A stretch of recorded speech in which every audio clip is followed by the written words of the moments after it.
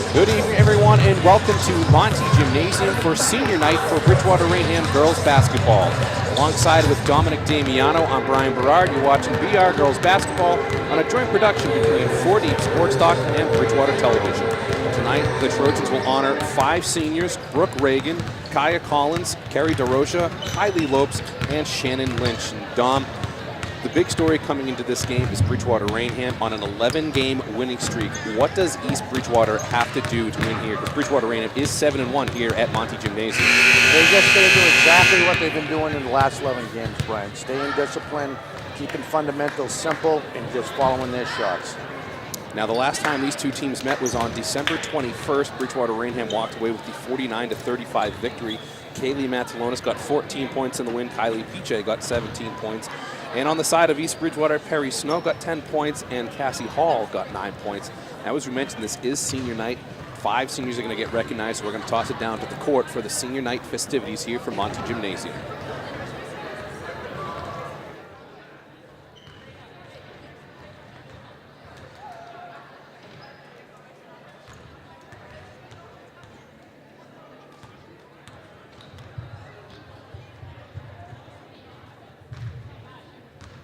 Good evening, ladies and gentlemen, and welcome to Monty Gymnasium here at Bridgewater-Raynham Regional High School.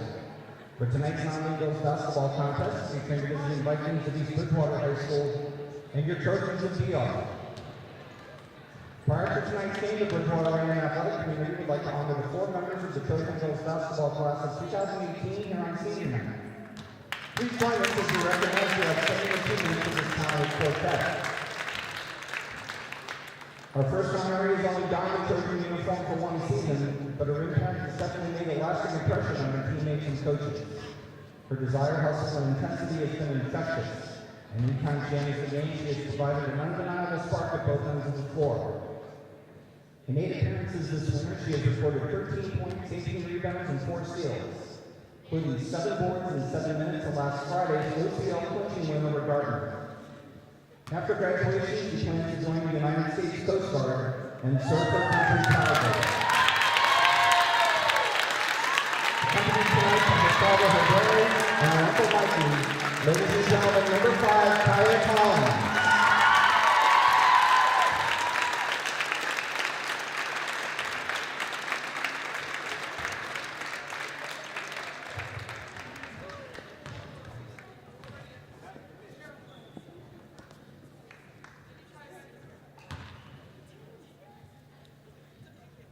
Our next honoree has established herself as a team leader both on and off the court during her Trojan career. As her presence and tenacity on the defensive end of the floor has played a big part of her team's success this season.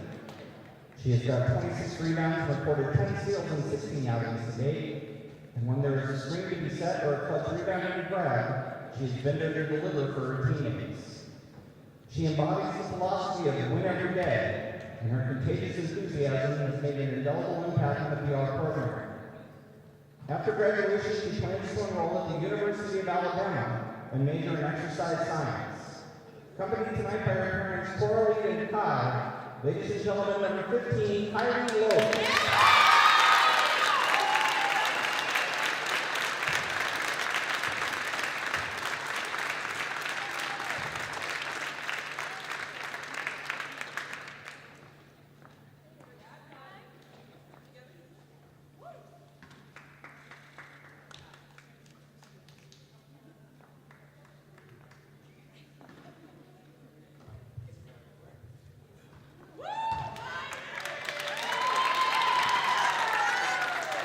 Our third honoree has established herself as one of the top scoring and 3-point shooting threats in the region.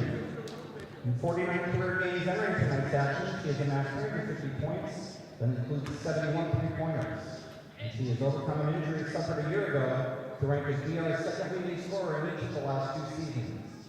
When there is a clutch shot to be taken and made, the ball always seems to be in her hands, and shortly thereafter it settles through the bottom of the net. Her effective leadership has played a large part in the Trojans' run of OCL titles and state tournament appearances during her career. And after graduation, she plans to enroll at Springfield College and continue her basketball career with pride while majoring in elementary education. Accompanied tonight by her parents, Val and Mike, ladies and gentlemen, number 20, co-captain Shannon Lynch.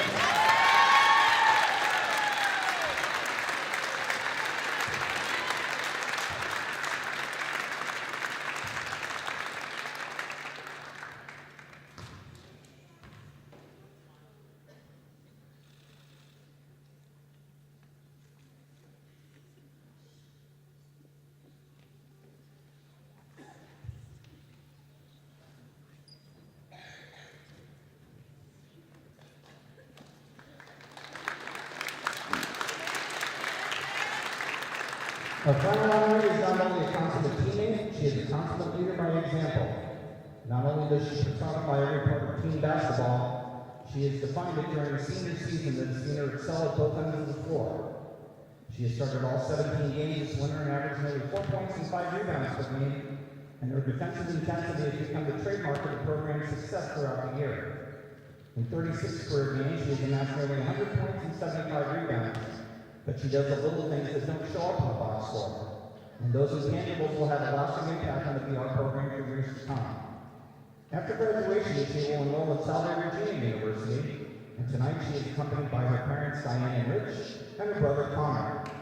Ladies and gentlemen, number 3 co-captain, Brooke Reagan.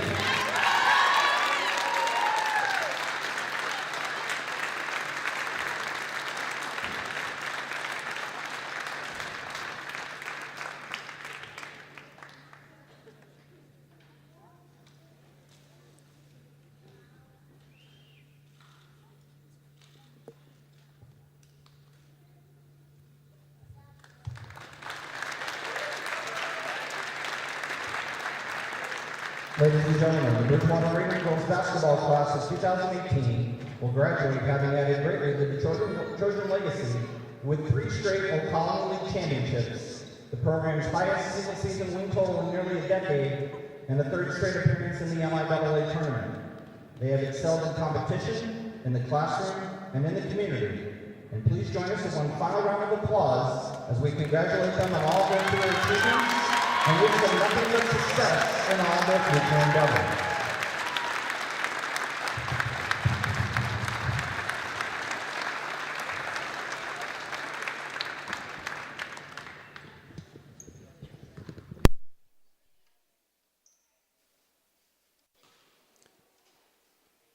Well, there you have it. The Trojans honoring 4 seniors instead of 5.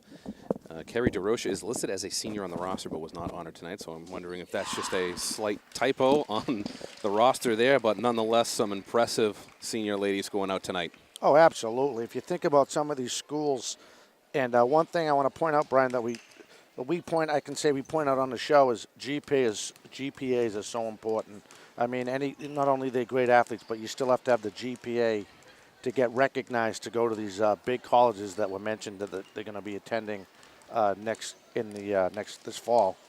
Yeah, Kylie Lopes going to Alabama, Brooke Reagan going to Salve, Virginia, Kiye Collins actually going to join the Coast Guard, which is an amazing thing because, Dom, I don't know if you ever get the chance to watch a Bridgewater-Raynham graduation, but they do a pretty special event where at graduation they have all of the members of the senior class stand up that are going to go into the armed forces, and you always hear the quote that only 1% of the nation's population serves in the military so that 99% of us can reap the benefits. So excellent job right there from Kiye Collins going to join the Coast Guard.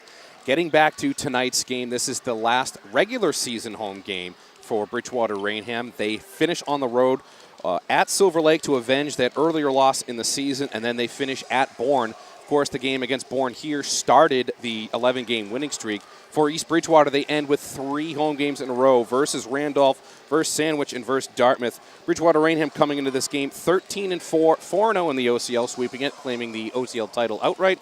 East Bridgewater coming into the game 11-5, 5-3 in the South Shore League in 3rd place behind Rockland and Norwell. So, Dom, you know, it's the last regular season home game, but you have to imagine at this point, Bridgewater-Raynham, they're still fighting for playoff seeding to get some home playoff games. So how much is that going to help out the Lady Trojans tonight? Oh, it's going to help them out a lot, Brian. One thing we also got to remember, this is a tune-up game. The rest of these games, they already proved a point. They have a great record. You mentioned about the 11 wins and how they finished in those 11 wins. It's more tune-up, Brian. This is a tune-up game to get ready for the bracket. Now, in the last game, Bridgewater-Raynham came away with a 66-29 victory over Dartmouth. East Bridgewater coming off of a 40-33 loss to Marshfield. Now, an interesting thing here is that these two teams have played 3 common opponents. East Bridgewater's played Abington twice, and then there's Pembroke and Dartmouth, which Bridgewater-Raynham has played twice. So in those 4 games, East Bridgewater is 4-0. Bridgewater-Raynham is 2-2, losing to Abington and Pembroke. So if you're East Bridgewater, do you want to play a very similar style to Abington and Pembroke because you know it's a proven style to beat Bridgewater-Raynham? Oh, absolutely. You have to. You have to look at those like all the other coaches do, and you already know. You got to go back and look at the old films, like you said. The stuff that worked against East BR is what East Bridgewater has to bring to the table. Now remember, the last time they met, that's history now. You got to think about what you have to do right now. And one of the things you have to do is use that concept you mentioned about seeing how these other teams handled them and bring it into tonight's game. As I mentioned, Bridgewater-Raynham 7-1 here at Monty Gymnasium. East Bridgewater is 4-4 on the road. How much does it help knowing that you've played this other team before? Do you think they're going to stick with the same game plan? Do you think obviously you hope East Bridgewater is going to switch it up a little bit to get the result in their favor? But how much does it help playing them earlier on in the season? Oh, it definitely helps. You have something to go by. You know their strengths. You know their weaknesses. The only thing you got to remember is that was, again, in the past. You got to look at now. In East Bridgewater has had some games, and I'll touch on the Rockland game they won at the buzzer. That was a morale booster for the Lady Vikings. Now you're playing a very potent, a very dangerous Bridgewater-Raynham team. That's for Bridgewater-Raynham. Until they stop you, keep on doing what's been working. Now Bridgewater-Raynham, they have clinched their 5th straight postseason appearance. Now the last 3 years they've been one and done in the tournament. The last time they made an actual deep run was in 2009. So obviously getting those home playoff games for the Lady Trojans are going to really help out their case if they really want to make a deep run. They're looking for their 12th straight win, which would be the longest in program history. And we're going to send it down to the court for the national anthem.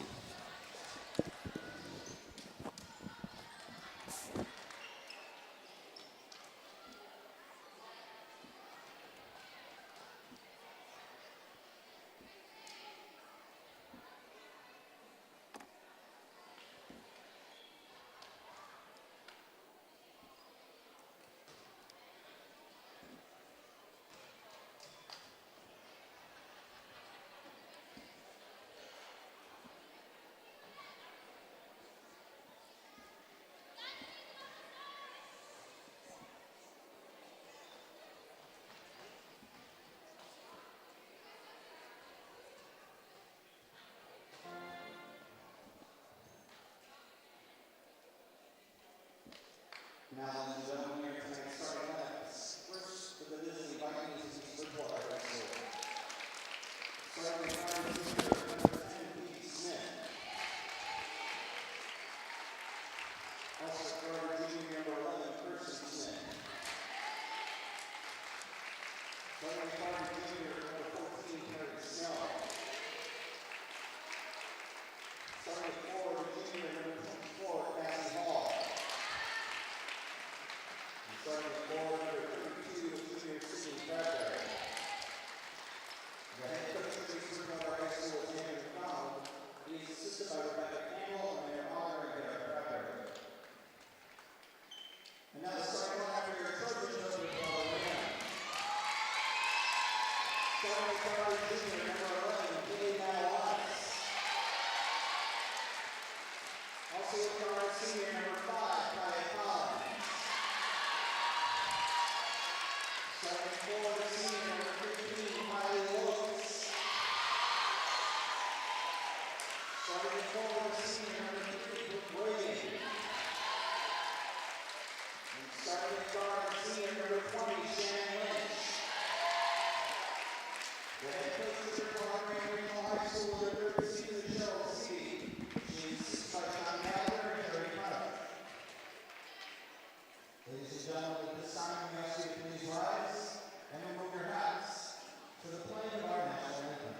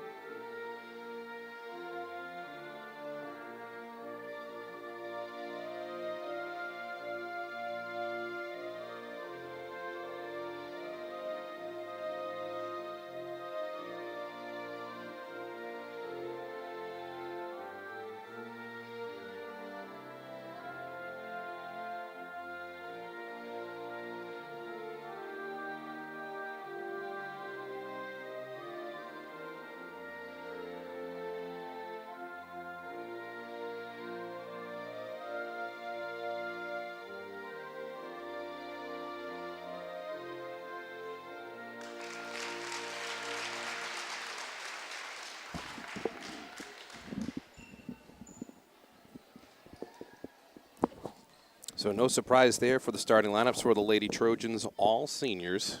Of course, the 4 out of the 5 starters are the seniors, and what a better way, Dom, to start off senior night. You get a start. I know Kiye Collins really tends to play a little bit towards the end of the bench, but it's going to be a special moment for the seniors. You know, last home game, regular season home game. Chances are they will be hosting a playoff game. Still a pretty cool moment.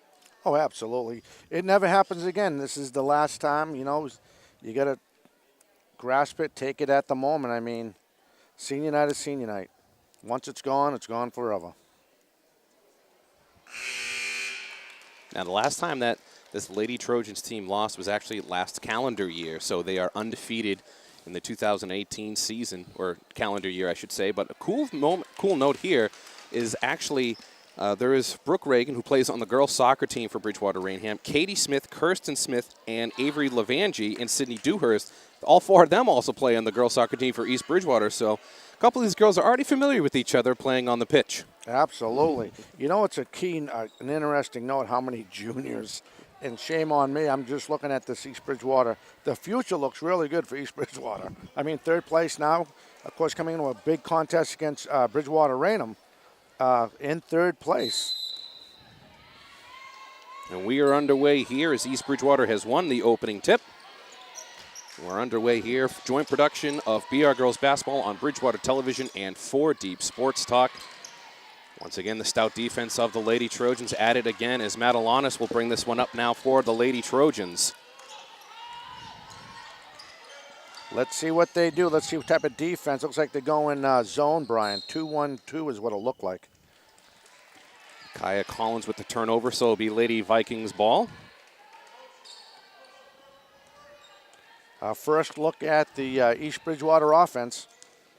Perry Snow will bring this one up for the Lady Vikings. Forces it to Bradbury. Almost got that one intercepted from Brooke Reagan. That was put up by Smith, but no good. Brought down by the Lady Trojans. Matt Alanis will bring this one up again for the Lady Trojans. It's going to be interesting. They're both feeling each other out, Brian. Trying to see who can get the rhythm early. Matt Alanis drives in, and there's going to be a blocking call. So first free throws of the game for both sides. Bridgewater-Raynham coming in shooting 49% on the year from the free throw line. Interesting because they have a lot of sharpshooters on this team, John, but at the free throw stripe, they seem to struggle. But in the last couple of games, they've really turned it on. Yeah, they really need to get that done, especially in game situation with the playoffs right around the corner. The first one is no good.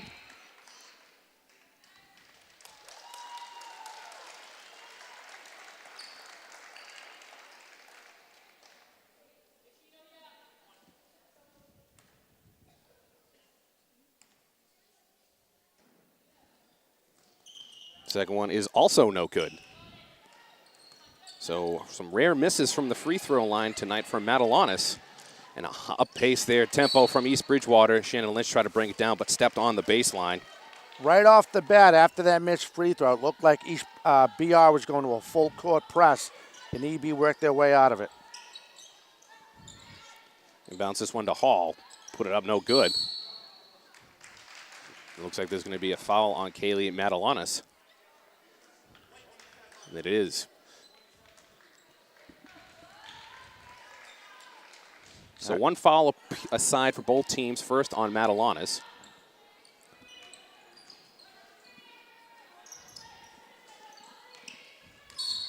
Bradbury with the ball now, but she travels. Yeah, that was pretty obvious there. So some sloppy play here in the beginning. No one's scoring yet. 6:47 left in the first quarter. Again, I still think they're just, slowly feeling themselves out, Brian. Both teams trying to get a rhythm offense and defensively. Bridgewater-Raynham so good at getting out to these big leads in the first, second, and third quarter and really just stepping on the gas. Kiye does a nice move, drives up and in off the glass. She is so dangerous. So dangerous when she has the basketball. So the first points of the game, Kiye. And a three-pointer to try and take the lead for East Bridgewater. No good. That was Bradbury on the shot, and that's brought down by Matalanis. She's going to pick it up to Kiye now.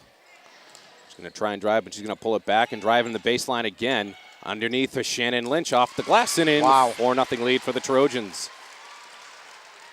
Smith will bring this one up now for the Lady Vikings. Finds the other Smith. Up off the glass. That was no good. That was Cassie Hall. There's going to be a jump ball.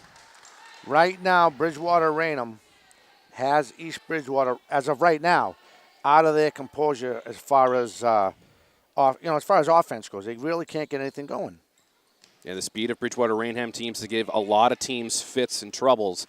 And it looks like in the early going, East Bridgewater is struggling with the speed so far. PJ now with the ball for the Lady Trojans. Nice move from her right there. Kicks it out to Brooke Reagan. Back over to Peachy. Down low to Morrison. Madalonis for three and makes it. She made that look effortlessly. Excuse me.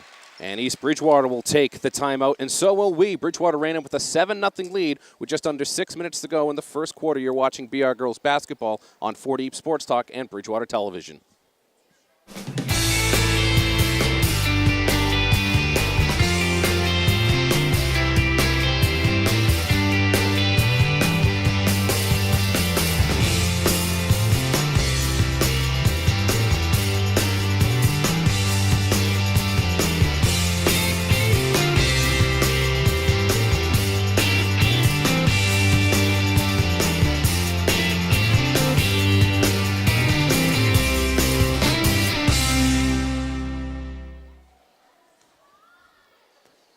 Welcome back to Monty Gymnasium on the campus of Bridgewater-Raynham Regional High School. You're watching BR Girls Basketball on 40 Sports Talk and Bridgewater Television.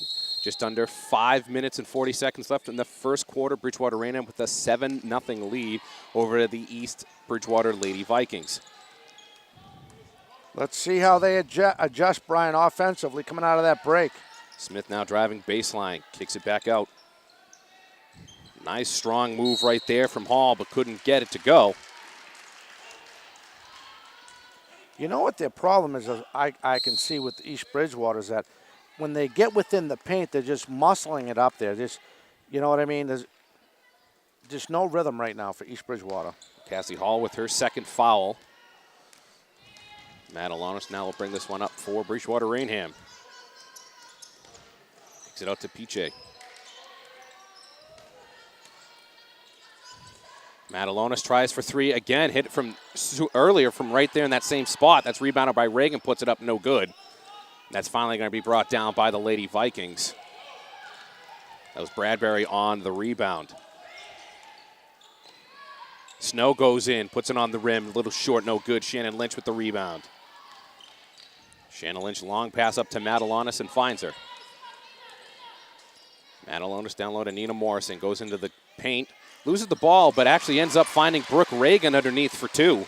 East Bridgewater changed up their defense, Brian. They went with a three-man, 3-2 look. And East Bridgewater finally gets on the board. That's Rachel Dutcher that gets on the board for the Lady Vikings, 9-2. Nice shot by Dutcher. PJ now with the ball, going to the baseline, pulls back, finds Morrison. She's going to try and go into the paint. She's going to put it up and in off the glass. 11-2 lead for the Lady Trojans. Let's see if East Bridgewater can mix it up here. They're playing a base offense here, as far as, and then again, there's Bridgewater reading it perfectly. Steal by Shannon Lynch. Now it's over to Morrison. She's going to drive in, finds PJ for two, a little bit to the right, rebounded by Reagan, puts it up, gets a little contact, no foul. Vikings did rebound that one. They stepped on the line, so Bridgewater-Raynham will have possession. Down low to Morrison. Up and down. I was going to say she left her feet, but still didn't shoot her pass, so that's a turnover and will go to the Lady Vikings. The Vikings have to change their offense, Brian. People got to move. They're just standing still, and they think they're slowly setting up these motion plays. Kirsten Smith tried to force that one down low to Dutcher, and that's going to be picked off.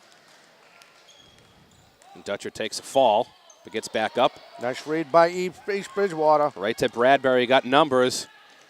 Up to Dutcher off the glass, but can't get it to go. Bradbury gets the offensive rebound and puts it in. That's what Bradbury did not do the beginning of this quarter. She had a couple good chances down low, but just couldn't finish. Another collision at midcourt. Down low to Reagan, puts it up, gets swatted, gets her own rebound, and then gets fouled. You know, it's funny. I mean, I'm glad the girls are okay, but during this big snowstorm we had, and we had Dartmouth playing Eastbridge BR boys, and we had a wet ceiling, and I just had a flashback from that incident. 3 people went down at different occasions.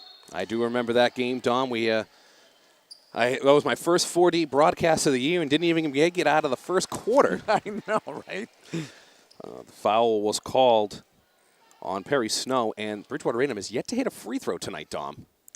Yep, there's another one. 0 for 4 so far at the line. We knew this was kind of a struggle of the Lady Trojans was shooting from the free throw stripe. That is so important in tournament play, too. You know that, I know that. You got to execute. Smith goes in and draws. Actually, it's going to call a charge on Kirsten Smith, and I can see that one kind of out of control right there, Dom. Yep. So already the 4th foul on East Bridgewater. That's going to be the first one on Kirsten Smith. PJ will inbound this one to Madelanis. East Bridgewater now going with a soft press to try to slow down this Lady Trojans offense. We saw something very similar to that when Dartmouth tried it and Bridgewater-Raynham was able to break it just like they were here. Looks like they're going to call PJ with a push-off, though. Yep. And they are. That's the 2nd team foul on the Lady Trojans. Let's see if that last bucket they did hit gets some momentum for East Bridgewater. They need something.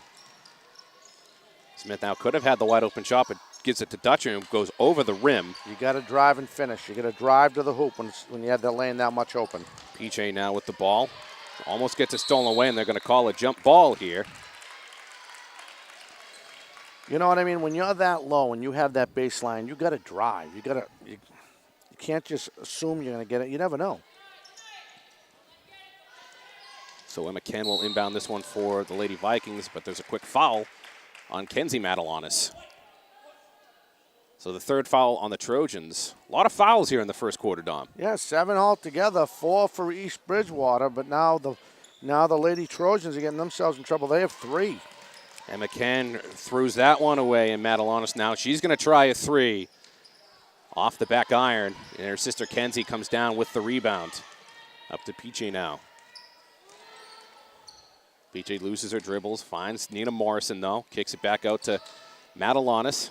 She slips and falls, but still maintains possession of the ball. Great move right there from Katie Madelanis.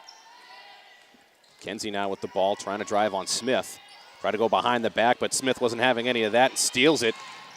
And Kenzie trying to get it back, but she's going to commit the foul. That's going to be the 4th team foul on the Lady Trojans. So now, Brian, our situation, both teams have 4. And one thing about Bridgewater, and they're a very good offensive rebounding team. And that's one reason why they were able to spin off those 11 wins in a row. But the thing that's hurting them, and you mentioned this earlier, is that they got to be able to finish at the charity stripe, you know? 0 for 4 so far in the early going from the charity stripe. Nice inbound pass to Smith. And Dutcher puts it up and in. 11-6 now the lead for the Lady Trojans. This could be getting interesting now that East Bridgewater seems like they found a little bit of rhythm offensively, Brian. PJ now with the ball for the Lady Trojans. Finds Beauvais. Back over to PJ. Screen set by Beauvais. Now up to Morrison. Over to Madelanis now. Madelanis is going to drive into the paint, put it up. No good, and that's going to be rebounded by Bradbury. She's going to find Smith up ahead. Wide open, too, and that's going to be a little short, rebounded by Dacey. That was Kirsten Smith on the shot for the Lady Vikings. Dacey now dribbles it off the back of her legs and out of bounds. That was typical trying too much at once. She was already thinking about where she was going to dish the ball off to, but she got ahead of herself. So 1 minute exactly left in the first quarter. Bridgewater-Raynham with an 11-6 lead. 4 fouls apiece, so some sloppy basketball in the early going as Smith drives in. Nice block right there from Nina Morrison as Beauvais gets the rebound, pushes it up. Beauvais now going to take it coast to coast, put it up, and gets it to roll in. Nice job from Marissa Beauvais.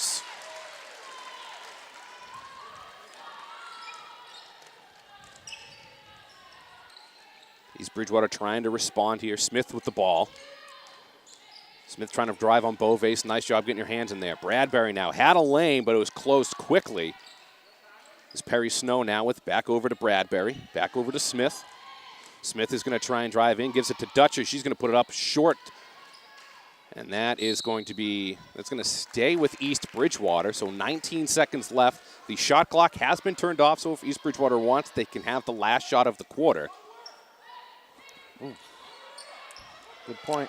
Bradbury going to inbound this one to Perry Snow. Snow now over to Smith.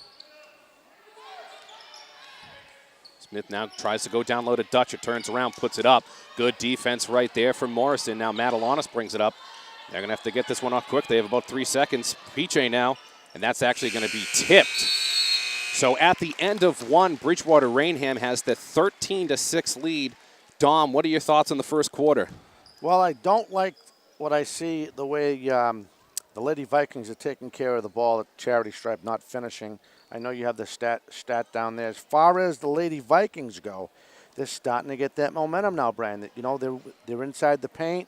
There are a couple of times I felt like they should have drove, but, you know, girls trust their ability to take the 6-footer, the 12-footer shot. But, you know, we both know if you drive to the hoop, you know, in any basketball game, there's a chance you could, you know, possibly get it in, but at least get the charity stripe. You get the other team in trouble, you know. And I think that's a big thing that East Bridge wants to do if they want to hang. If they're going to try to take these 12-footers, Brian, and these 8-foot shots right outside the paint. We already saw they're not hitting them. Now, in that last game, Bridgewater-Raynham held East Bridgewater to just 18% from the floor. Bridgewater-Raynham shooting 37.5. And actually, East Bridgewater was 1 of 15 from the three-point marker in that game, which gives them 6.7%. Bridgewater-Raynham was 6 of 20. And also in that first game, BR was 7 of 13 from the free throw line. East Bridgewater was 12 of 24.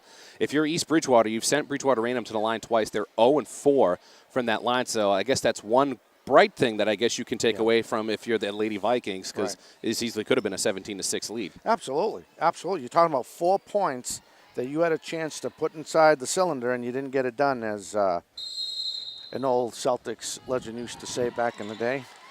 Matalanis now will start this one off in the second quarter. Smith defending her. Screen there from Shannon Lynch. Over to Dacey now. She's going to drive. She's going to put it up. And that's going to be a little short off the rim. Bradbury brings home the rebound, dribbles it up for the Lady Vikings. Bradbury up to Perry Snow. Perry Snow tries to go to the baseline. Nothing there. Finds Dutcher, and she puts it in off the glass.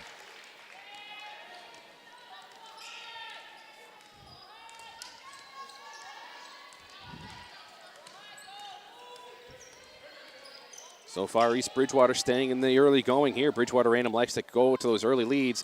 Dacey for 3, though. That was nice. Nice mechanics. Nice rhythm on that shot.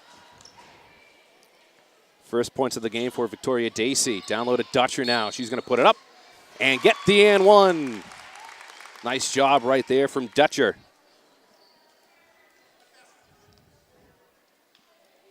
They have a chance to cut this to 5, Brian, still early in the second quarter. That's Reagan's first foul, 5th on the Trojans, so they have one more foul to give in the first half. It's Katie Smith will go to the line. Excuse me. I was going to say, that does not look like Katie Smith at the line. That's actually going to be Rachel Dutcher. And does not convert the and one, so no one has put down a free throw yet. Wow. Matalanis giving a smile right there after mishandling that one really quick. She's going to drive coast to coast, put it up a little short, though, and that's brought down by Bradbury. Bradbury has pretty good ball handling skills for someone who's actually been doing a good job of rebounding. Dutcher now takes the shot. She's going to be no good, but that's going to be rebounded. There's going to be a scrum under the net, and they're going to call a jump ball. You know, for a second, I was waiting for her to call the timeout once she had possession of that ball. It looks like the refs are going to award a timeout.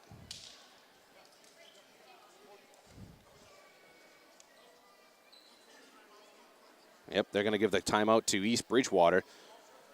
Dom, you must have known something that we didn't. Were you calling it from up here? I was like this. Giving the big T sign, right? Or as John Luck would do, the official shoulder point. But one thing, like you said, Brian, about the free throws, both teams are unfortunately not completing any shot from the charity stripe. If that, we could be looking at a 20-11 lead for if I got my math right. I think you got your math right.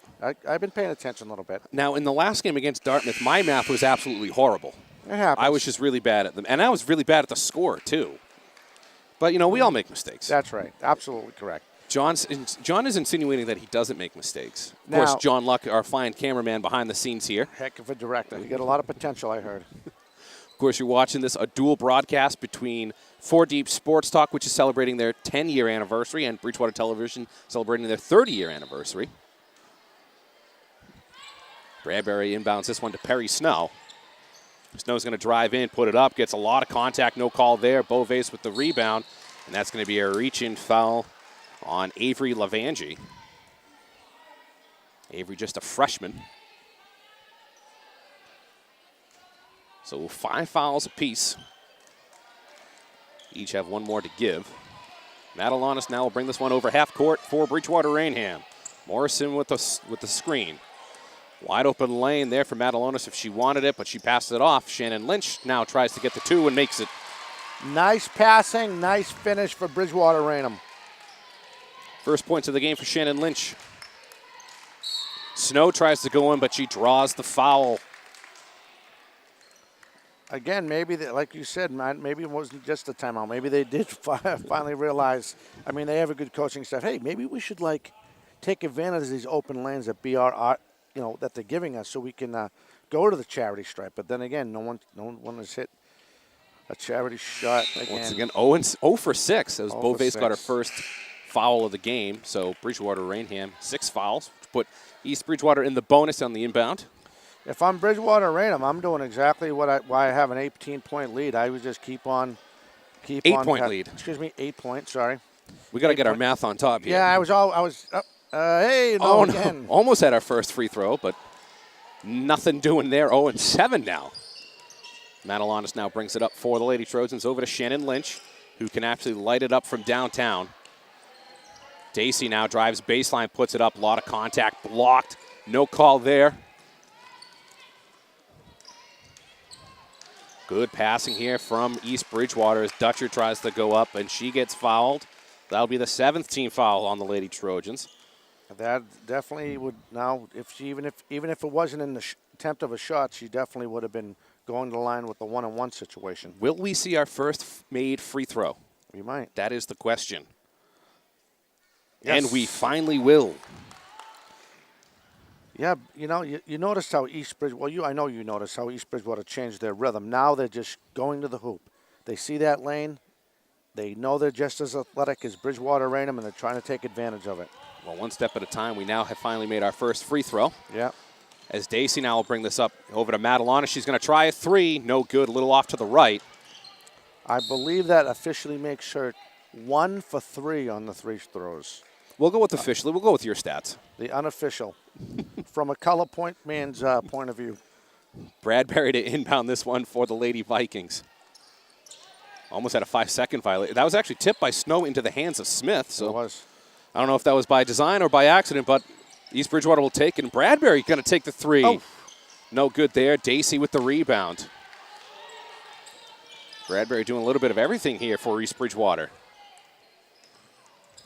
Dacey down low to Morrison. Looks like she wasn't quite ready for that pass, but still finds a way to come up with it, puts it up. No good, but she'll be going to the line shooting 2. Great effort, not by much. That's the 6th team foul on the Lady Vikings. Let's see if Bridgewater-Raynham can make their first free throw of the game. Coach would love to see that. Get some type of rhythm going on the charity stripe. The first one for Morrison. No good.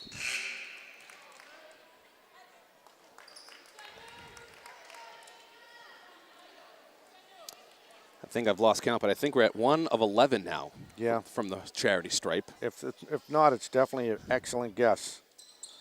And 0-2 again. But seriously, that's not good to hit into the playoffs. It's not what you want to see, though, No. from the Lady Trojans. Perry Snow with the ball for the Lady Vikings. Drives it down. Passes it down low to Dutcher. puts it up and in for 2. Nice move there by East Bridgewater. Madalonis now kicks it over to Dacey. Screen by Morrison, tries to go down low to Shannon Lynch. Good recover by Piche. Almost lost that one now, but Madalonis brings it back now for the Trojans. That's a charge. You could see that one from a mile away, just had no control.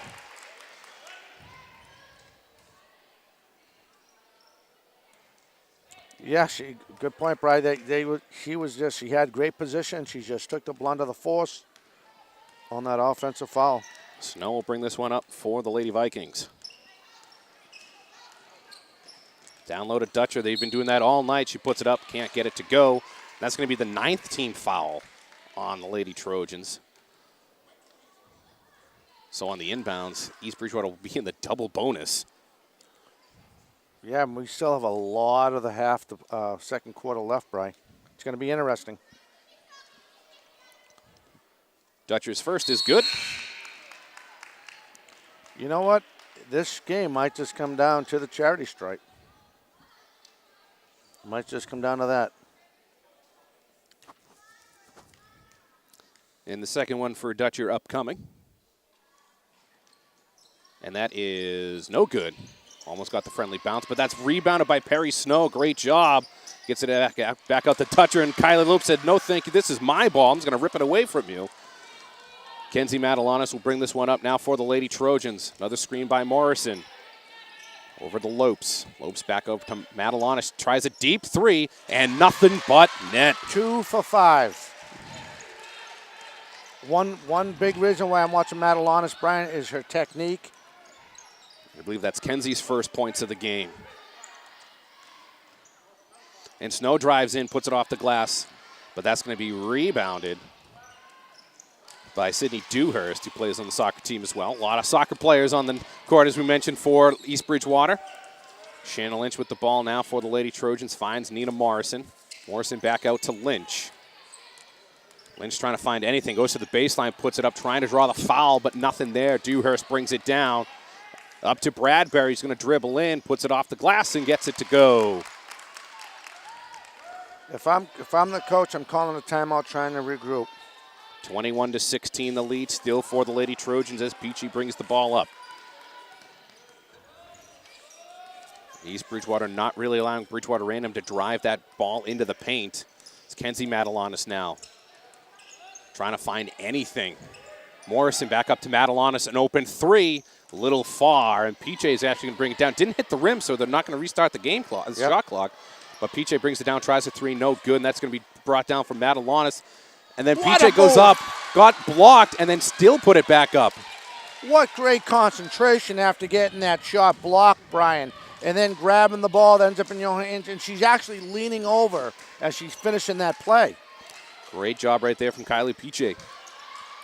Snow up to Bradbury now. Lynch on her, gets the double team really quick, and that's blocked by Lopes, brought down by PJ. Here comes that fast-paced offense, and PJ goes into the paint, puts it up. No call there. PJ now with the ball, finds Kylie Lopes over to Kenzie Madalonis. Down low to Morrison. She's going to drive, and yep, you can see that's a charge. Lowered her shoulder and her arm. Madalonis, I have a 2 for 5, Brian, on free throws. 3-point shots today. Now, don't forget, Don, there's actually 2 Madalonises on this team. I'm talking about number 11. That would be Kaylee Madalonis. Kaylee. Of course, Kenzie, the freshman, number 24. She's just as, she's just as spicy as her sister as far as adrenaline and, the way she just goes at the game. I've said this in every broadcast. She might be a freshman, but she certainly does not play like one. She plays like a seasoned vet. Absolutely. PJ with the interception right there. She was trying to find Kenzie, and she finally does now. Madalonis brings us back up to the top. Runs into Smith. No call there as Dewhurst will now bring this in and swatted by Kylie Lopes. All right, explain to me, if you and I are going down the basketball court and she loses the ball, there's an effort to get, she basically gets shoulder checked at center court. That was actually going to be tipped by Lynch coming in. They're going to call a jump ball. But yeah, I mean, you know what I'm getting at. I mean, that's right in front of everybody. Absolutely. There's a ball there. You're playing the same basketball. East Bridgewater will inbound this one. Bradbury. Almost got mishandled by Smith, but she's able to corral it. Nice job from Peachy on defense, not letting them get back into the paint. Puts it up in and off the glass. That's a nice job from Emma Ken. Kenzie Madalanis will now bring this one up for the Lady Trojans. Over to Nina Morrison at the free throw line. She's going to drive in, kicks it over to Lopes. Back to Morrison. Nice spin move, puts it up. Can't get it to fall, though. That's rebounded by Dewhurst. Is Smith now will bring this one up for East Bridgewater. Bradbury wide open on the wing for three. Nothing but net, but not the good kind. That's an air ball, and Madalonis brings it down. They're not going to say that was a foul, but it's still going to retain Bridgewater-Raynham possession. As a baseball official, I usually never pick on officials, but there's some obvious ones that I'm just scratching my head with right now, Brian. And another, Kenzie Madalonis drives her shoulder into Smith, but no There's call three. there. Yep. And they're going to call a travel. The ref's letting them play tonight, Dom. They are. You know, I'm going to go call Vince McMahon, see if we get some pro wrestlers down here to play basketball, because this is really turning into almost like a lacrosse game. They're hitting, they're checking. The XFL is back, Dom. Yeah, I'm telling you. Katie Smith drives into the paint, puts it up. Nothing doing there. Shannon Lynch with the rebound up to Kenzie Madalanis. 40 seconds left in the first half. Kylie Lopes with the ball. Over to Shannon Lynch. She's going to go up to the free throw line. Teardropper, no good, little short. Kylie Lopes trying to get the rebound. Just a lot of sloppy basketball here. She did step out of bounds. She goes up into about the fourth row. And it's going to be Bridgewater-Raynham ball. That was Emma Ken. Almost taking a seat with the junior varsity team. Actually, no, that's the youth team over there. So I can't see from this distance. No, I hear you. Got to get those glasses like you, Dom. A lot of contact there, and they're going to say that's East Bridgewater ball. No foul called there. Oh, yeah, I guess you do need them, Brian.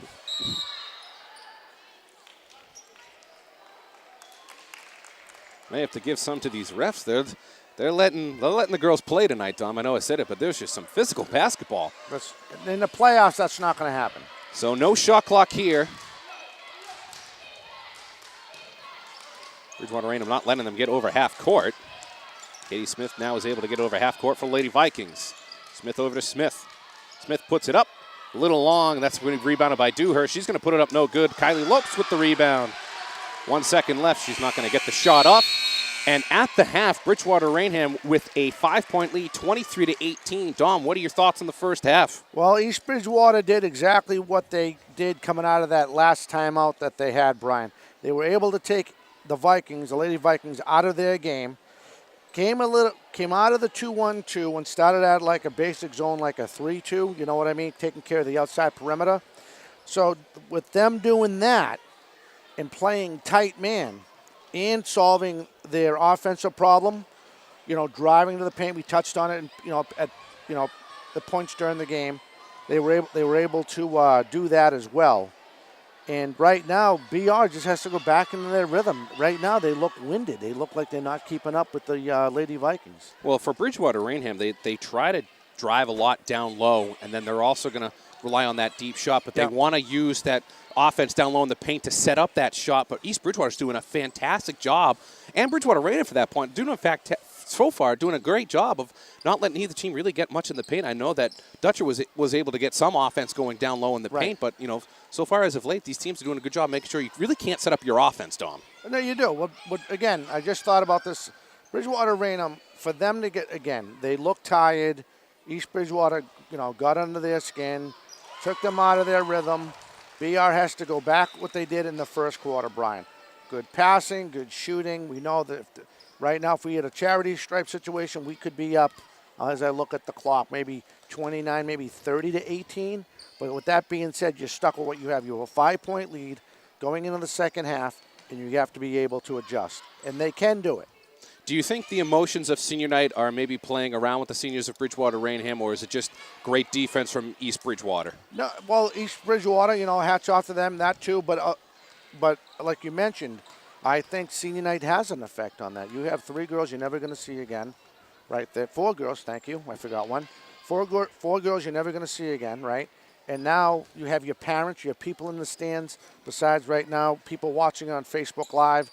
You know, you have all those things you have to take in perspective coming into, again, like you said, senior night. So I do believe, to answer your question, I do believe that sets up, that has something to do with the way it's going right now.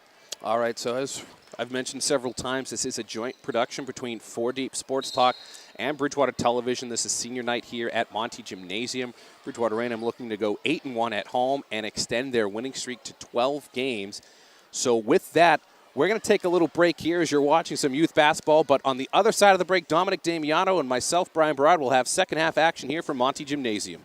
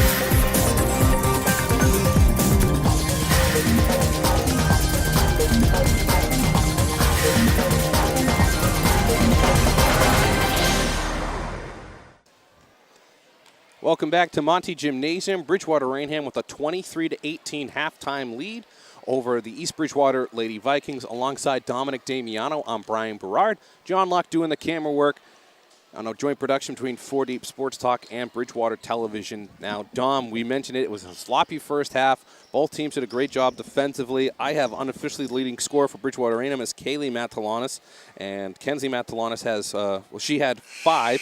Kenzie Matalanis had 3. Victoria Dacey had 3. Shannon Lynch with 2. Marissa Boves with 2. And Brooke Reagan with 2.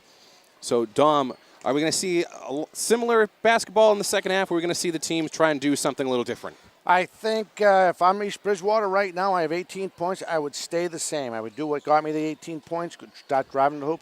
As far as Bridgewater-Raynham, you got to switch it up. Go back to where you scored in the beginning. Get that rhythm back that you had in the first quarter. Yeah. And again, consistency. Now, the interesting thing I see here, and I hope we see it improve a little bit more, actually a lot bit more, is the free throw shooting, if I'm not mistaken. I think we've only seen 1 or 2 made free throws in this game tonight, and that's kind of been the Achilles heel of this Lady Trojans team, Dom. They came into tonight's game shooting 49%. They actually only missed 1 against Dartmouth on Friday night, but tonight they are 0 from the line. So if you're Bridgewater-Raynham, you definitely want to increase that number exponentially. Absolutely, Brian. You couldn't seriously, you couldn't have said any better. You have to, and we talked about this periodically pregame, between the periods. You have to get consistency. Your playoffs are right around the corner. So Kaylee Matalanis will start this one off for Bridgewater-Raynham, and that's actually poked away before actually Bridgewater-Raynham is able to retain possession of the ball so far. Drives it up and in. Kaylee Matalanis couldn't get that one to fall. Bradbury with the rebound brings it up with speed for East Bridgewater. Bradbury over to Snow now. Snow's going to pass it down low to Cassie Hall. Katie Smith now with the ball, drives. She's going to pass that one off to Hall. She's going to put up the glass, but no good, and that's going to be rebounded by Piche. All right, now we get a chance to see what type of offense they're going to show us for the rest of this game right now, Brian. So Piche now with the ball. Finds Morrison. She's going to drive in the baseline. Puts her elbow into it, gets the blocking call and the free throw. So let's see if she can make the first free throws for the Lady Trojans. That's the first team foul for East Bridgewater. Actually, that's not in the act of shooting, so that's just going to be an inbounds pass. I could have sworn she was going up trying to hit it off the window there, hit it off the glass, Brian. So Kaylee Matalanis will inbound this one for Bridgewater-Raynham. Finds Kiye. Kiye drives to the baseline, open lane, off the glass and in. Excellent way to start the second half right there by Kiye. 6th point for her in the game. Bradbury forces it down low to Smith. Back up the Dutcher to Bradbury. She's going to try a 3, and she makes the 3. And just when we say that, East Bridgewater answers back with a 3-pointer. Gets the lead to 4, 25-21, Bridgewater-Raynham. Madalonis now drives in, gets another open lane, puts it in. Can't get the roll, though. Rebounded by Bradbury. And she brings that ball up with speed, Dom. Intercepted by Kiye, trying to find the long pass to Smith. Kiye now pulls it back. She's going to try a 3 and get those points back. A little strong. That's brought down by Bradbury. What a great player that Kiye is number 12. Just all around offense, defense, Brian. It's nice to see. Smith now drives into the lane and gets hacked by Morrison as she goes up. So that's going to be the first foul on Trojans in the second half. That's going to be the second on Nina Morrison. Smith going to line shooting 2.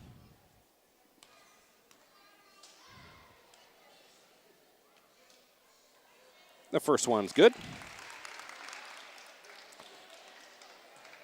So far, a better start in the charity stripe than the first half. The second one for Smith is up, and it's off the front rim. Rebounded by Shannon Lynch. Madalonis now bringing it up for Bridgewater-Raynham.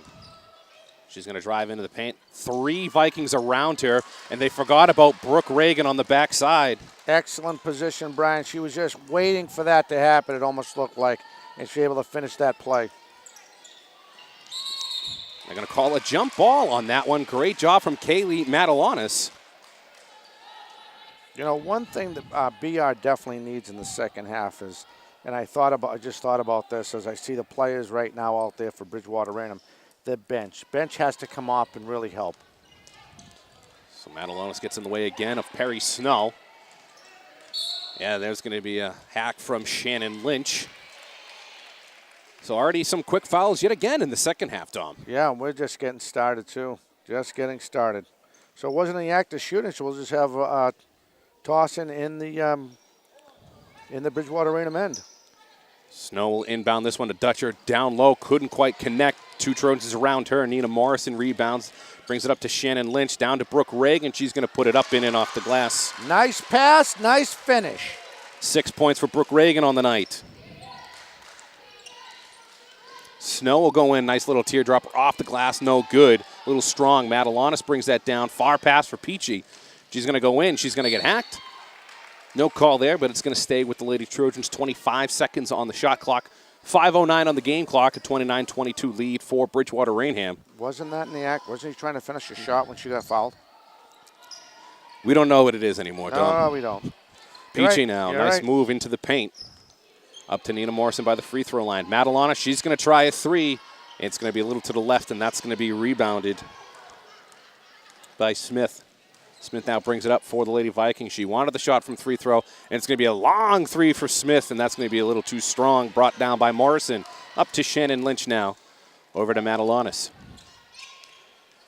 Long 3 attempt from Katie Smith there. Madalonis trying to dribble around Katie Smith. Good defense right there, not letting her get down. Kiye now with the ball for the Lady Trojans. Good screen there from Morrison. Kicks it out to Reagan. High arcing shot, a little short. Actually, no, they're going to say it hit the top of the backboard. No good.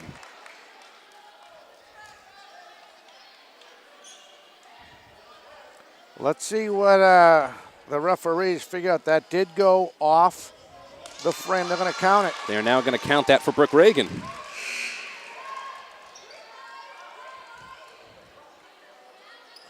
Let's see what the official says. You know, of course,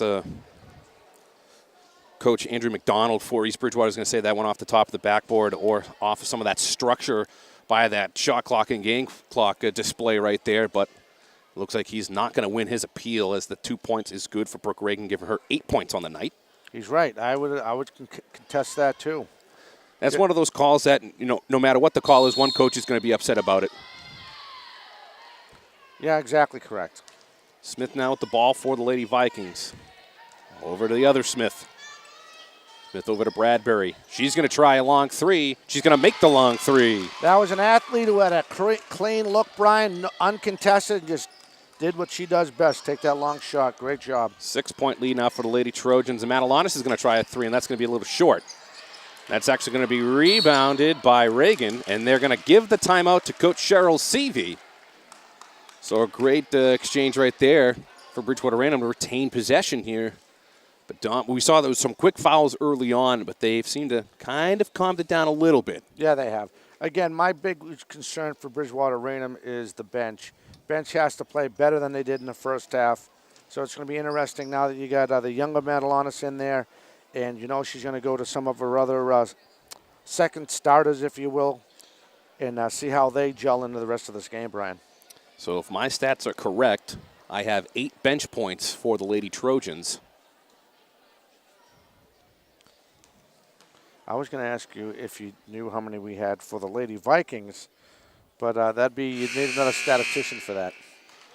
Well, I was kind of hoping that you would have them. Well, you know, I'm trying to do Facebook Joint production. Thank you. As I watched the cameraman knock his head off the camera. Oh, that's a 4D Sports Talk production. He's shaking the camera again.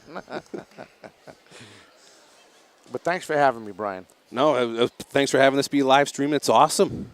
Awesome job having the live stream. I know you've done BR Boys Basketball, Bristol Plymouth Girls and Boys Basketball, Bridgewater-Raynham, and Bristol Plymouth Hockey. I mean, you've just been doing it all. Nice inbounds to Morrison, gets it to go in. Nice pass, nice look, nice finish. As Smith will now bring this one up for the Lady Vikings.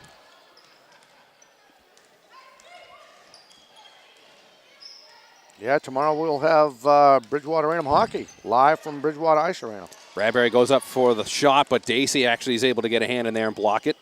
Kenzie Matalanis now with the ball for the Lady Trojans. Kicks it out to her sister Kaylee. Kaylee trying to find any room, but Katie Smith doing a great job on defense. Morrison now up to Kenzie Matalanis. Back over to Nina Marsh, and she's going to drive. There's going to be a call. They're going to call a charge. Third team foul on the Lady Trojans.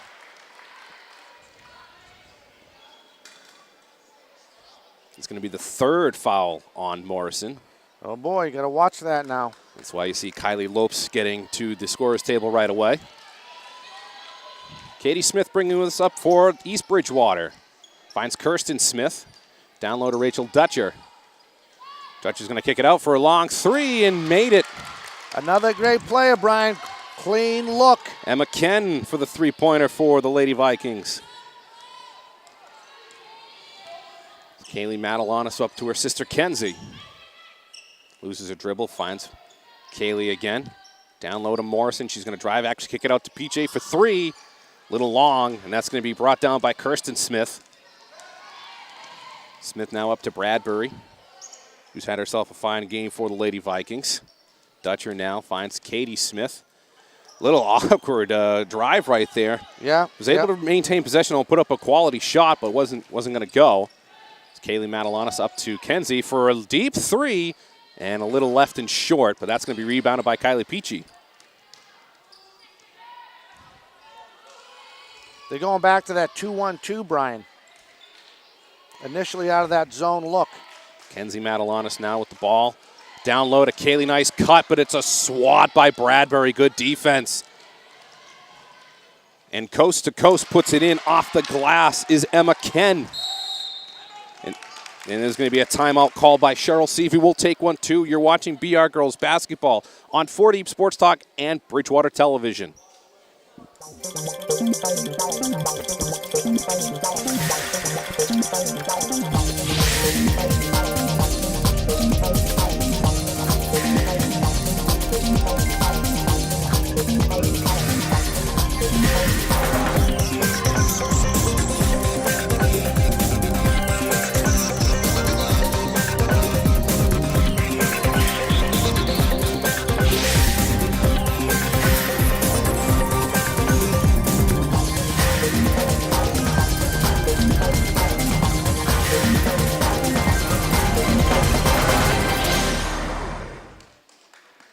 Welcome back to Monty Gymnasium alongside Dominic Damiano. I'm Brian Berard.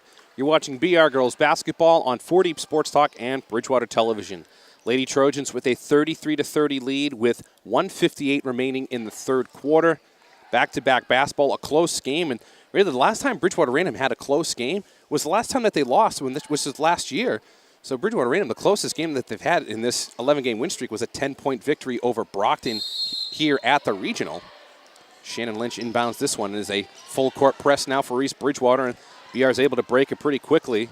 Kylie Lopes couldn't handle that one, had to kick it out to Kenzie Matalanis, Shannon Lynch now. Tried the three, but wasn't going to put that one up. Kaylee Matalanis is going to drive, put it off the glass, and gets it to fall. 7th point of the game for Kaylee. And Smith is going to drive in, and she's going to get the call as she goes up. So she'll go to the line shooting 2. That was close as far as holding your position defensively. That was really close. And then again, like I always say, I'm not down on the court, so I'm only seeing what we're seeing, 30 feet away, 30 yards away or whatever. Second foul on Brooke Reagan, 4th on BR. The first one for Smith is good.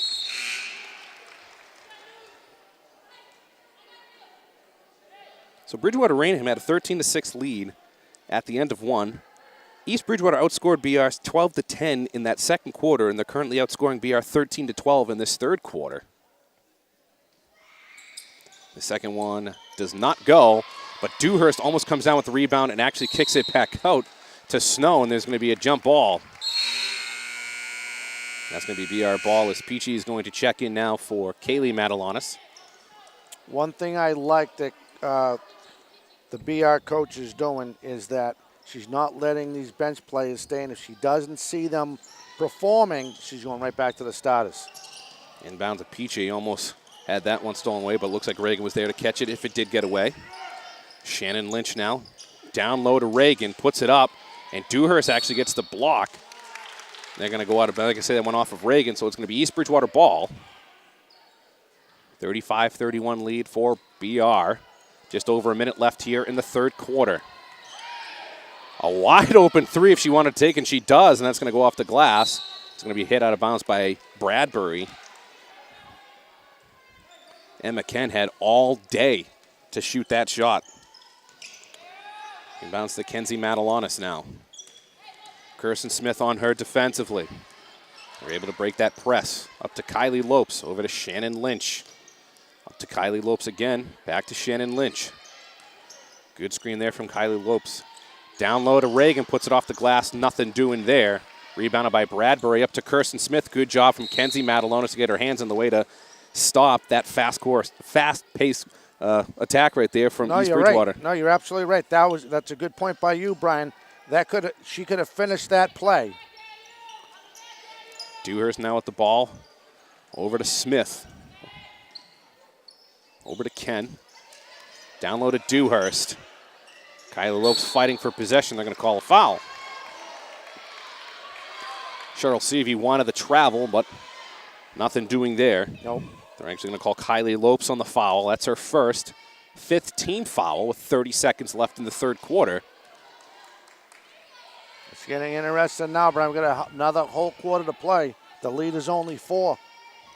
Snow will inbound this one for East Bridgewater. Down low to Dewhurst. She puts it up and gets fouled by Lopes. So that's going to be your second foul on Kylie Lopes, 6th on the Trojans. You got 2 playoff teams going at it right now. That's what this is right now. You really do. And the good thing for East Bridgewater now is they'll be going to the line for the rest of the night. So Dewhurst's first attempt. Off the glass and in. The bank is open. 1 possession game. You know what? This might just come down to, Brian, to see whose bench players are going to execute better. The second one for Dewhurst.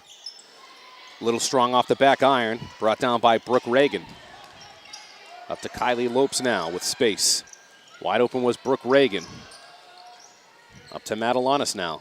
Matalanis falls, but Shannon Lynch puts up the 3 off the iron. Brought down by Lopes. Couldn't get the second chance points, and they're going to call a jump ball. That's going to go East Bridgewater. 12 seconds left in the third. That's what I'm seeing now. I'm seeing the bench, and I really didn't pay attention to it. I was more in the first half, Brian. I was more trying to see how the rhythm worked, but part of the rhythm that works offensively and defensively is how your bench can help you out. Perry Snow now goes to the baseline, puts it up. Little strong. That's rebounded by Madalonis. Dewhurst not going to let her get off a shot, and that's how the third quarter will end. Bridgewater-Raynham with a 35-32 lead. Dom, what do you make of that third quarter? I make East Bridgewater's bench playing better than BR's bench, and if you saw, we didn't really go to a bench, Brian, in that third quarter. You saw how they were coming out quick. They weren't performing. They were coming out. East Bridgewater, they're getting that rhythm. We talked about the rhythm in the first quarter.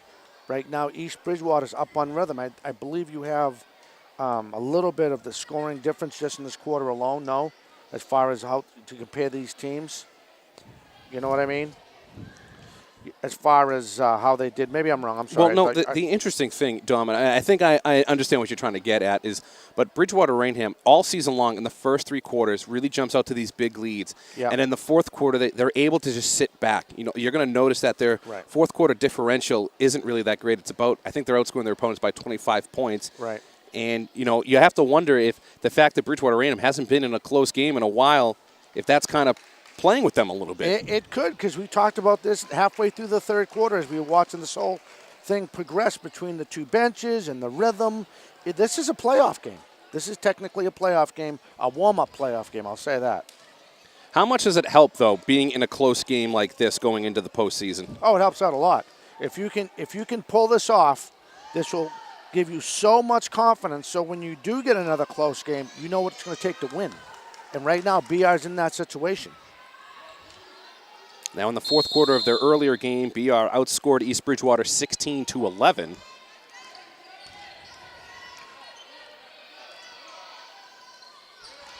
As Morrison now has this one for Bridgewater-Raynham. Madalonis now had a fake three, but Peachy's going to try a three.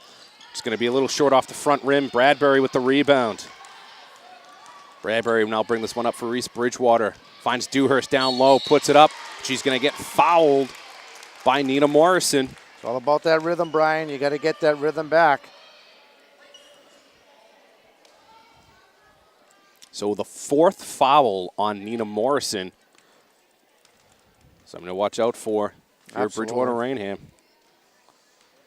But Cheryl Seavey sticking with her at the moment. The first free throw is no good. As now Kylie Lopes does get up off the bench.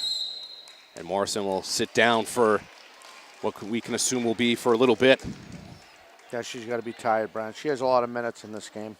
Well, more importantly, she only has one more foul to give. Yeah, she's in trouble. She can take herself out. And the second one does not go for Dewhurst, but almost got her own rebound, but Bradbury brings it down. Kirsten's trying to find Kirsten Smith, but that was Kaylee Madalonis trying to jump in the way. Knocks it out of bounds. She has the heart of a tiger. She doesn't give up. She just goes 110% all the time. Dutcher checking in for Dewhurst. Inbounds to Snow. Snow now drives into the paint, pulls back. Into the corner for Smith, and she shoots that behind the backboard. I'm going to shut my mouth after that call high off the last one. Oh, boy. So Shannon Lynch will inbound this one for BR. Now they're going to call the refs over, and I have no idea what they could be talking about. You know, to their credit, they are obviously good high school officials, but the rhythm they've set in this game is not right. Now, Dom, what do you think they could have been talking about there? Do you think maybe they could talk, is that off the back of the backboard, or is it off that stanchion from behind? Like you said, Brian, I have no idea. I wish I could give you a close idea, but I can't even answer that the way this has been officiated tonight. So Peachy now brings this one up for Bridgewater-Raynham. Up to Kaylee Madalonis. Good defense right here by Katie Smith. Madalonis drives in, draws the attention of both three Lady Vikings, kicks out to Lopes, but she couldn't handle the pass. Kirsten Smith now goes in, and Lynch absolutely whacks her. Ouch. Physical game here so far, Dom. Very physical. You know, again, The pace has already been made by these officials, how they want this game, how much leeway they're going to give each team. So that's the third on Shannon Lynch, 8th on the Trojans. First one for Smith is good.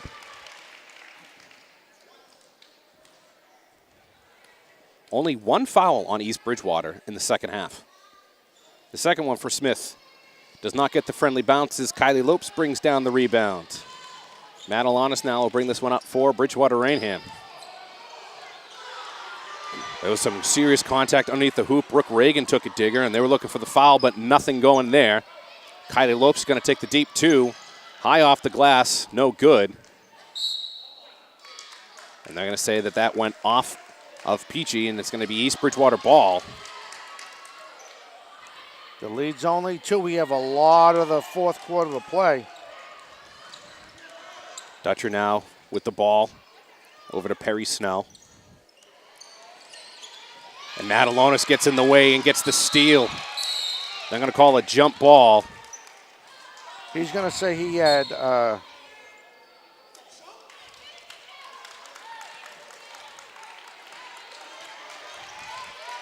looks like the refs are going to have to. They're going to give this ball to East Bridgewater at the moment, which I would not understand why. Unless it's the possession arrow. Okay, I thought they were going to give East Bridgewater the timeout, because I know the Coach McDonald's looking for the timeout. That's what I thought too. I thought that's exactly what I was thinking too, Brian. That's the 9th foul on BR. Pretty much if BR loses this game, this is going to be the reason why. Too many chances. Now you have a chance. You have 6:25 left in this game. You're already at 9. One more, you go into the double bonus. Well, East Bridgewater already is in the double bonus now at this point. I'm sorry. That's right. Sorry about that. But you know what I mean. Yeah, no. The next right officially puts you in the double bonus to the next foul. Right. Nina Morrison will check in with her 4 fouls.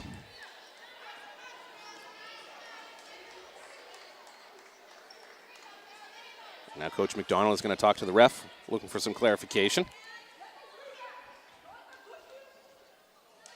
The battle of the Bridgewaters. Right? That's what it comes down to. It's going to come down to who wants it more. A lot of time left in this quarter, Brian. Dutcher's first. Nothing but net.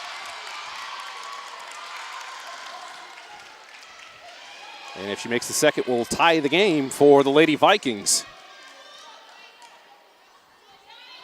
And the second one from Dutcher is good.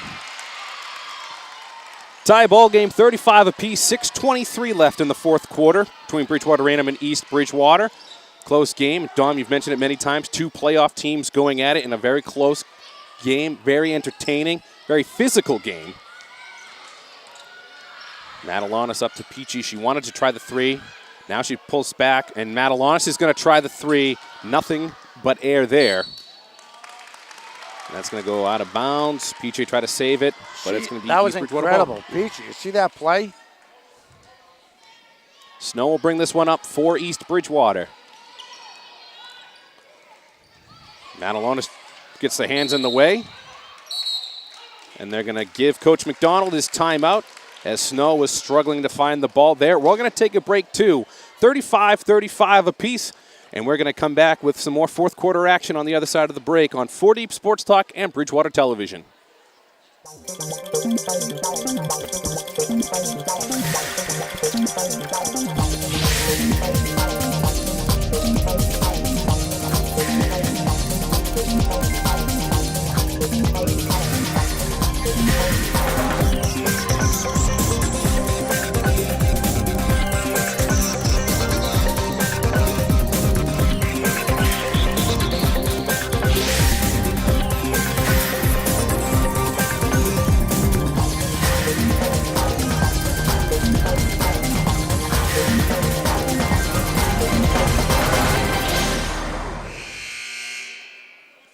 Welcome back to Monty Gymnasium alongside with Dominic Damiano. I'm Brian Berard.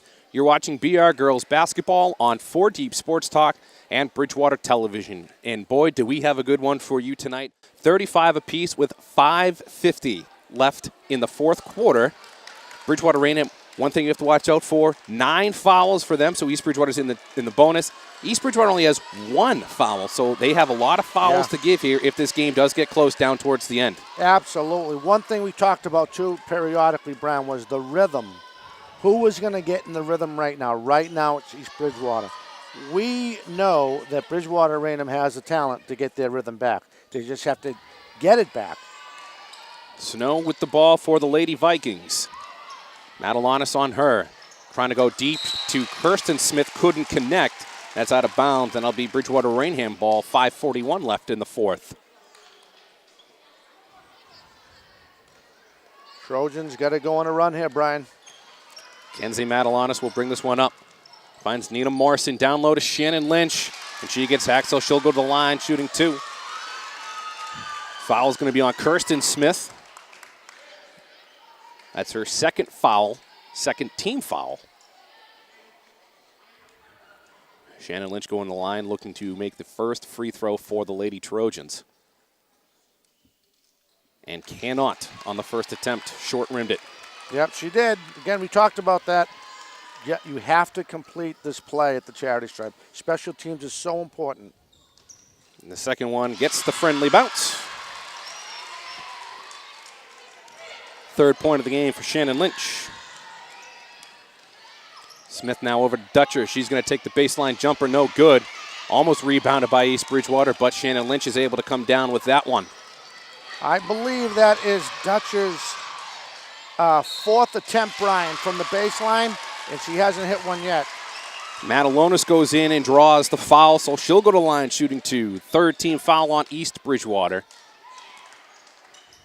They're going to call that one on Dutcher, her first of the game. BR with the 36-35 lead. The first for Madelanis is good. That's her 8th point of the night.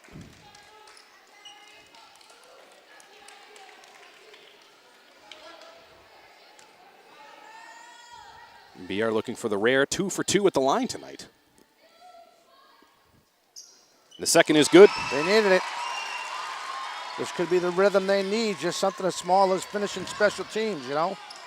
Katie Smith brings this one up for East Bridgewater. Finds Kirsten Smith. Over to Bradbury. Down low to Dutcher. Dutcher all had it wide open to Katie Smith on the wing, but overshot her. So that'll go BR ball 38-35. Kenzie Madelanis now brings this one up for Bridgewater-Raynham. Up to her sister Kaylee. Kaylee's going to bring this back out towards the top. Finds Kenzie. Up to Nina Morrison. She's going to try and drive down low, but Bradbury steals that one. And Kaylee Madelanis getting back on defense and being absolutely aggressive. And they're going to call Kaylee Madelanis on the foul here, even though her hands were up in the air the entire time. So Bridgewater-Raynham has reached the team limit. That's the 3rd on Kaylee Madelanis. They're going to say, in my opinion, prior to her setting herself with her hands, she already committed the act. Very fair point, Dom. You know, we see a lot of times where players will do something, put their hands up in the air and says, hey, that wasn't me. My hands were in the air the entire time. Kind of like when John Luck goes in a cookie jar and he gets caught, and after the fact, he puts a lid on. Bradbury is able to convert on both free throws attempts. 38-37 BR lead. East Bridgewater has never had a lead in this game tonight. PJ drives under the basket, kicks it back out to Shannon Lynch. Down low to Morrison, up to Kenzie Madelanis. Now Kaylee Madelanis. Over to Kenzie. Morrison sitting the screen. Up to Kaylee. And that's going to be a charge. Tried the spin move and had very little control. That's her 4th foul. And Cassie Hall will check in for Sydney Dewhurst. It's getting close now, Brian. We're just about halfway through this 4th quarter, and the lead's only 1. Kirsten Smith now finds Dutcher. Dutcher loses it really quick, but is able to get it back. Katie Smith now. Kiye on her. Kicks it outside to Kirsten Smith. Smith is going to drive into the paint. Nice move, puts it up. Nothing doing there, and that's going to be rebounded by Peachy. I think that's her third attempt on that try, Brian, that type of shot. And I don't think she's hit one yet. Kaylee Madelonis now with the ball for Bridgewater-Raynham. She's going to step back, take the three. Little off to the right on the iron. Brought down by Bradbury. Just under 3.5 minutes to go in the fourth quarter. 1 point lead for the Lady Trojans. Bradbury now kicks it out. And they're going to say that that's a traveling violation on Cassie Hall. Actually, she traveled. She dragged her pivot foot way before that official made that call. On her first attempt to try to get position, Brian, that pivot foot was already dragged. Perry Snow checks back into the game. Dacey now trying to find anyone to inbound this one to and finds Peachy. Peachy up to Kenzie Matalanis. How about the trust that Cheryl Seavey has in Kenzie Matalanis, bringing in the freshman in a tight game like this with 3 minutes left to go. Shannon Lynch puts up the three and makes the three. That was big.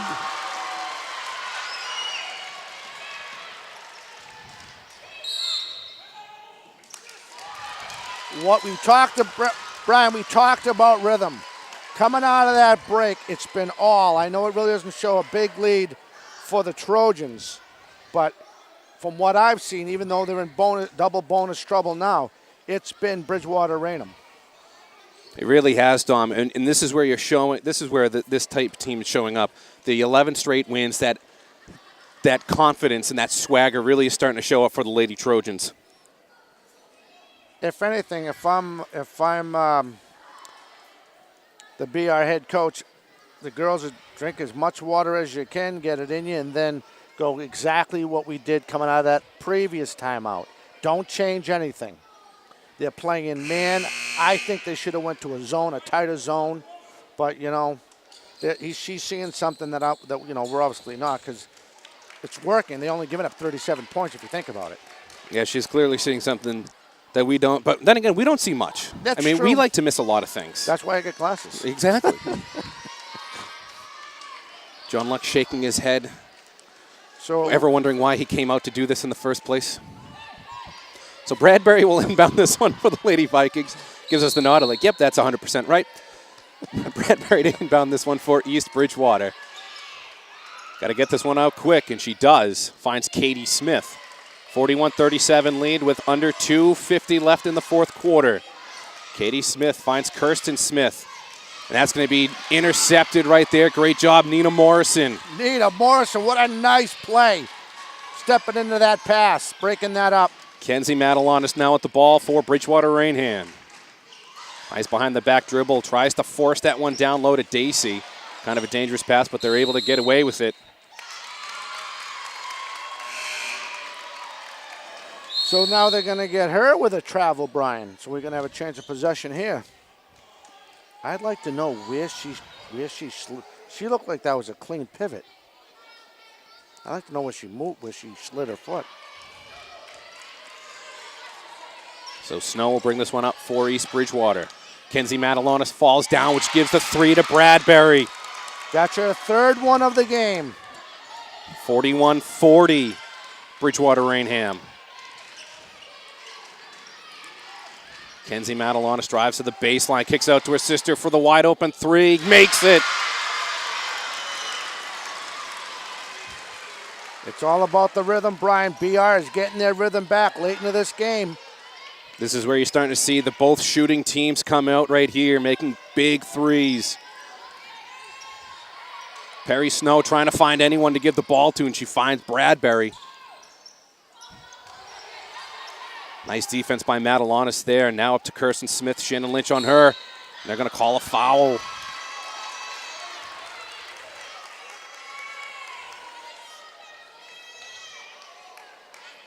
It's going to be called on Kaylee Madelonis. It's now her.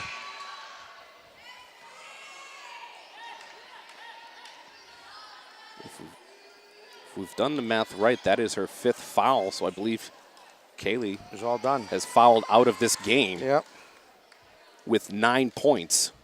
That's a huge loss for Bridgewater-Raynham with 1:31 left with a 44-40 lead. It really is. She has been the heart and soul, and we both know we have not seen a stellar Lady Trojans team out here tonight. The only reason why they're up in this game is by the hustle of that young lady. One of the main reasons. So Bridgewater-Raynham outscoring EB in the first quarter. East Bridgewater outscoring BR in the second and third quarter. Right now it's a 9-8 advantage for BR in the fourth quarter. As Katie Smith will go to the line. Shooting 2. The first back rims it. Not what you wanted for East Bridgewater. You're down and you actually get the chance to score with the clock stopped. So the second one for Katie Smith is on the way. And that one is good. One possession game again. Peachy now with the ball for the Lady Trojans. Tight D on her, but they're able to break that press.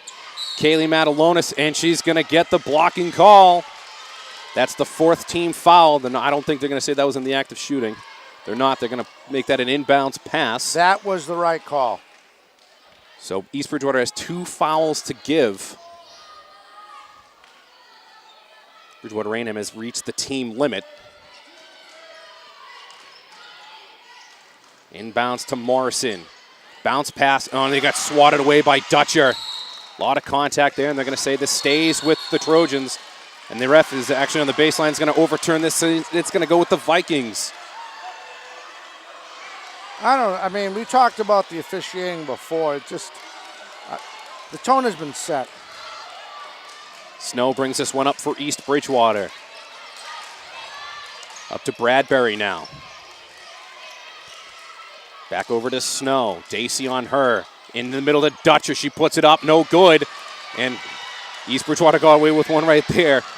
But PJ is able to bring home the rebound. And stolen by East Bridgewater, but they can't convert right there. Trying to find Kirsten Smith, but overthrew her. Wow. Unbelievable. East Bridgewater has had their opportunities as Coach Seavey will take a timeout. We're going to keep it here. 51.4 seconds left. Bridgewater-Raynham with a 3-point lead. They're going to have the ball on the baseline on the opposite side of the court. Dom, I mean, what an amazing game we have so far. I mean, the refs are letting the girls play. We think that they're letting them get away with some questionable calls. But, you know, in a game like this, Bridgewater-Raynham has lost arguably one of its best players, Kaylee Matalonis, because she fouled out. So, you know, for Bridgewater-Raynham, how do you overcome something like that? You got to think who's next in line, who's the next workhorse on that bench that you can believe that can carry her, not of course not be her, but fill in that empty slot, because that's what you're at right now. So, like Dom says, the old Bill Belichick way, the next man up, next woman up. That's it. Right here. So, like I said, Bridgewater-Raynham hasn't had a close game really in over 2 months. And, you know, they're really stepping up to the challenge here. And, you know, the further you get into the tournament, you're going to have games like this. It's who can step up in those big moments. East Bridgewater's had a couple in the past couple of minutes, but they haven't been able to convert on them here. So, as if Bridgewater-Raynham, is this where you really see that swagger from a 11 straight win team taking over in the game right here? It's going to be interesting, Brian. This is 51 seconds. Shannon Lynch inbounds this one to Kenzie Matalonis. Breaks the double team up to Nina Morrison. Back over to Kenzie Matalonis.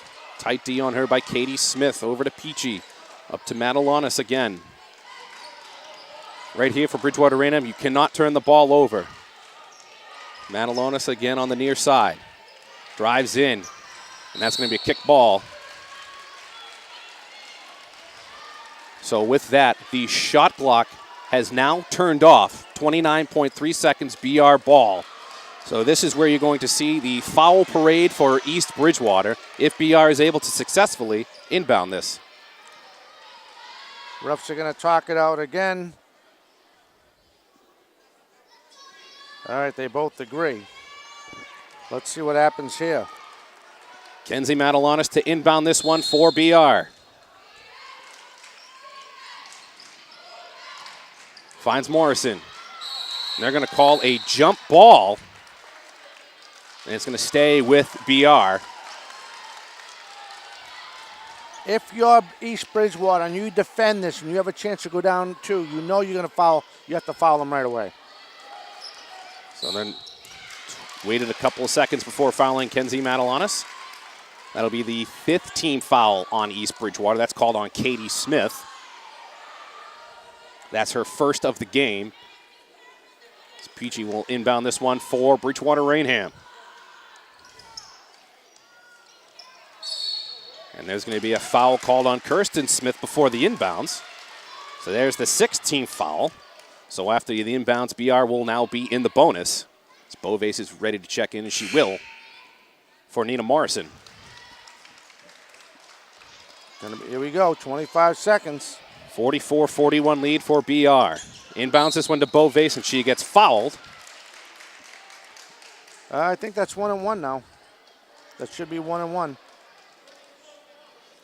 And you are correct. Bovace will go to the line shooting 1-1. You didn't know I could count to 7, did you? Hey, it's hard to count to 7, Dom. Trust me, I know. So Bovace at the line shooting 1-1. 44-41. Her first is good.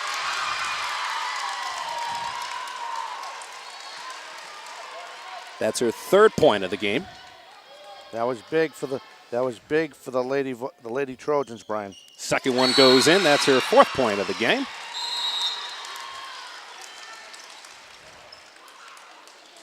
Smart timeout call, obviously. So we'll step away. You are watching a presentation 4D Sports Talk live on Facebook, powered by Bridgewater TV. We'll be right back. Your score, 46-45, Bridgewater-Raynham. 46-41, excuse me. We'll be back with more right after this. I looked at the...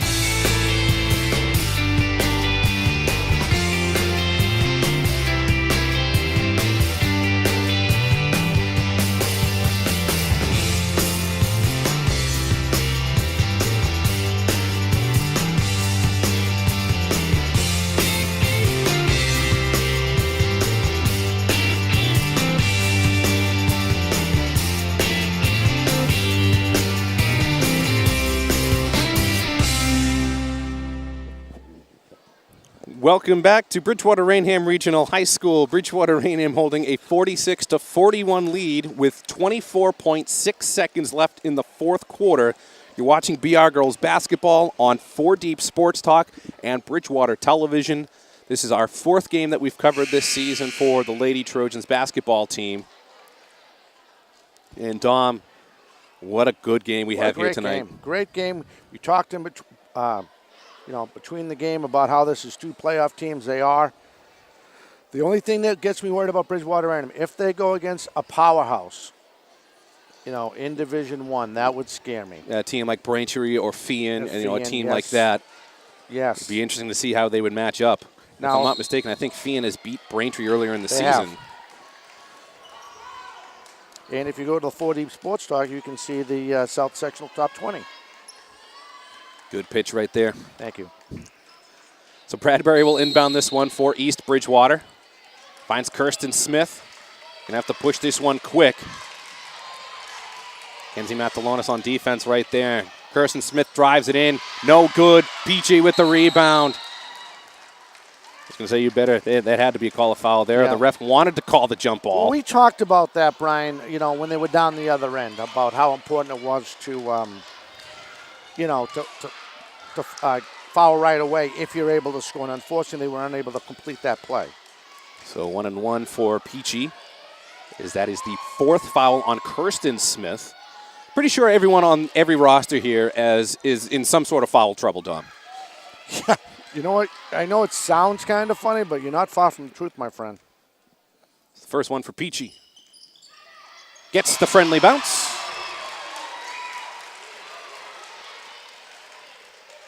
Her 7th point of the game. Yeah, we really didn't see much of Peachy tonight. The second one, no good. They got to push it. Snow now over to Bradbury, too high. Tried to be saved. Right there was Kirsten Smith, but steps out of bounds. 6.8 seconds left and a 6-point lead for the Lady Trojans. Inbounds to Kenzie Matalanis. Nice job to get it up to Peachy, and they're not going to foul, and that's going to be your ball game. Bridgewater-Raynham squeaks out a 47-41 win over East Bridgewater. Dom, what are your final thoughts on the game? Well, I'm worried about, like we talked about, Brian, when this period was running down, how close a Division III team from the South Shore League took a very good Bridgewater-Raynham Lady Trojans team to the limit. That kind of gets me nervous. But to East Bridgewater, they should be proud. They competed with a Division I program. They only lost by 6, and if they work this hard, going into the playoffs, they should be all set. And we already know what Bridgewater-Raynham has to do. You got to work on your charity stripe shots. You got to, once you draw that foul into the line, you have to hit the shot. Right now, what did we say? I think it was. I'm just going by the first half, Brian. What did they miss? 4. It could easily be right now. They could be up by 10. Yeah, you're absolutely right, Dom. And going back to your point about Division I, Division III. East Bridgewater may play in a Division III, but they do not have the roster of a Division III team. They have the roster and the talent of a Division I team. And, I know you said that you're kind of scared that a team like that could come in here, but, we saw one heck of a game from the East Bridgewater Lady Vikings. Defensively, you may have provided somewhat of a blueprint on how to beat Bridgewater-Raynham, and that's really just kind of get them out of their rhythm. Bridgewater-Raynham, a team that likes to score with pace, and East Bridgewater really not allowing them to get into that pace, Dom. Absolutely. Absolutely. And what the good thing about this is? Not only the win, how BR played, it's all fixable, Brian. Repetition. Work on get them in those game situations at practice. It's all fixable. And if I can note, tomorrow on 4D Sports Talk Live on Facebook, we will be bringing you Bridgewater-Raynham hockey. So final score, Bridgewater-Raynham wins 47-41. Brooke Reagan walks away with 9 points. Kaylee Matalanis walks away with 9 points. PJ walks away with 7 points. So some high-scoring offense for Bridgewater-Raynham, and they're able to pull out the win. So for Dominic Damiano, I'm Brian Berard. You've been watching BR Girls Basketball on 4D Sports Talk and Bridgewater Television.